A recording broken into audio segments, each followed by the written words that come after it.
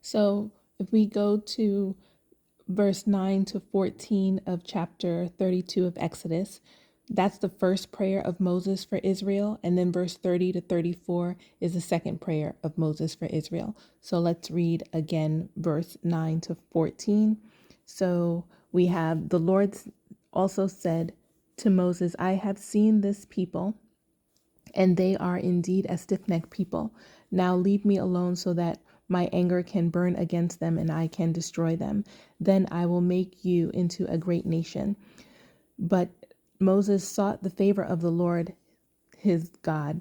Lord, why does your anger burn against your people you brought out of the land of Egypt with great power and a strong hand? So I think it's important to note in God's anger that he was ready to start over with the descendants of Moses, and that, Moses did turn to God's word to back him when he praises God for his deliverance of Israel. In God's anger, I think it's clear that it says he was ready to start over with the descendants of Israel. Of Moses. And then Moses turns to God's word to back him when he praises God for his deliverance of Israel. And it is also very clear here that is inherent in God's character to execute justice within the context of mercy. So the entire biblical narrative tells of God's efforts to give mankind still another chance for redemption. And this mercy extends to the nations as well.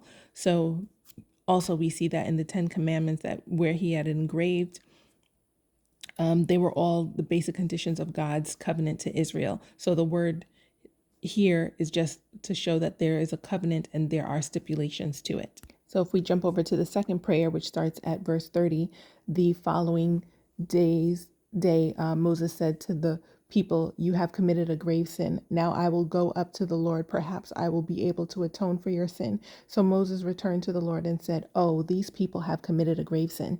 They have made a god of gold for themselves.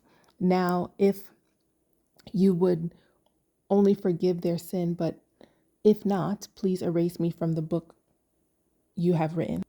So again, we already went through this before, but it's just to say that Moses he was obviously angry, and when he had gone through his anger and then he cleansed and then he moved back into his role of being a mediator between God's people and God, and he had taken on the spiritual warfare of Israel on his own shoulders, and he knows because he knew just how close they were to destruction. And Moses was such a good mediator that he could, but he still was unable to atone for their sins. Because why?